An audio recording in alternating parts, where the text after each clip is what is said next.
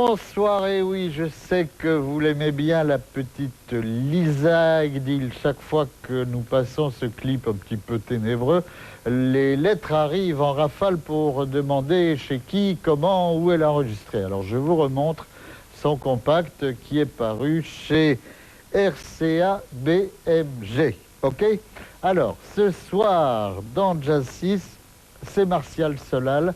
Martial Solal qui a les honneurs de l'émission et qui donc a les honneurs et nous fait l'honneur de participer à Jazz 6. Vous le savez sans doute, ici nous sommes des inconditionnels de ce très grand pianiste-compositeur, et tant que les chaînes publiques ne le passeront pas en prime time, nous continuerons de le programmer dans Jazz 6 chaque fois que cela nous sera possible.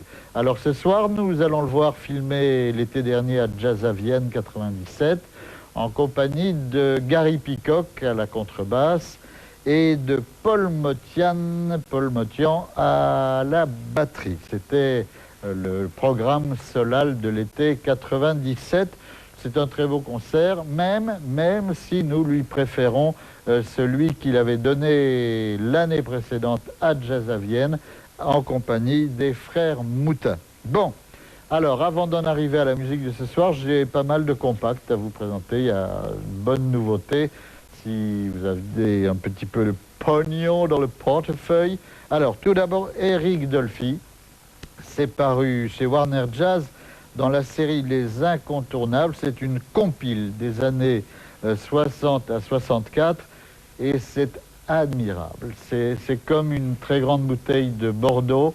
Les enregistrements Dolphy de ces années 60-64 se sont bonifiés avec l'âge, et brusquement, en écoutant ce disque, on réalise que Dolphy devrait figurer parmi les tout plus grands, si je puis dire, c'est pas très français, et que ça n'est pas forcément la place qu'il occupe. Et c'est dommage. Et je crois que ceux qui achèteront cette compilation achèteront une heure de très grand bonheur. C'est chez Warner Jazz. Les Voice Messengers, c'est paru chez Night and Day. C'est un groupe vocal français qui se lance donc sur les traces des double six.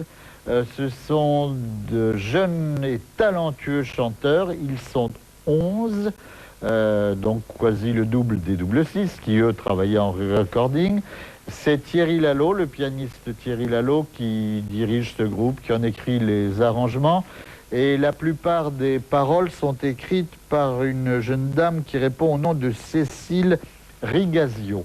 Et les Voice Messengers chantent des thèmes de Duke Ellington, des thèmes d'Horace Silver, de Michel Legrand, de Billy Strayhorn, le Spunky de Neil Hefti, que Neil Hefti avait écrit pour le Count Basie. C'est un très bon disque. Je vous en rappelle le titre, les Voice Messengers, chez Night and Day. B.B. King, c'est paru chez MCA Universal. C'est le roi du blues qui croise le fer, la voix et la guitare avec de grandes pointures venues principalement du rock'n'roll. C'est un album commercial peut-être, mais B.B. King y est égal à lui-même, c'est-à-dire grand, très grand. Quoi d'autre? Laurence Allison, Soul Calls, c'est paru sur le label Juste une trace Amok. C'est une vocaliste française, et oui, encore, et on va la voir plus en détail. Vous allez voir que le minois est bien joli, ma foi. La voix aussi est jolie, le répertoire, lui aussi, est joli. C'est un disque plein de charme. On peut simplement se poser la question, est-ce que les programmateurs radio écoutent encore les disques qu'ils reçoivent? On peut vraiment se poser la question, parce qu'aussi bien pour les Voice Messengers que pour Laurence Allison, ce sont des artistes français, de nouveaux artistes, qui mériteraient d'être mieux exposés sur les différentes radios. Car aujourd'hui, je vous dis, à part les gens de FIP qui font vraiment leur boulot, on peut se poser un peu la question, est-ce qu'on écoute encore les disques dans les radios? Enfin, on termine avec Olivier Huttman, Brooklyn 8, chez RDC Distribution Mélodie. Alors, Olivier est parti aux Amériques et s'est offert une belle équipe de souffleurs pour réaliser cette session new-yorkaise. Notre ami Pierre de Choqueuse lui a carrément décerné un choc dans le dernier Jazzman. Vous voyez donc la critique a l'écoute attentive et l'oreille attentive vers les productions françaises. Voilà, je vous ai tout dit. Maintenant, sans plus tarder, donc, nous retrouvons Martial Solal, Gary Peacock, Paul Mossian, filmés cet été ou l'été dernier, si vous préférez, à Jazz à Vienne. Vous ouvrez vos portugaises, vous ouvrez vos mirettes et vous vous laissez envahir par le bonheur de la création. Bye bye, à tout à l'heure.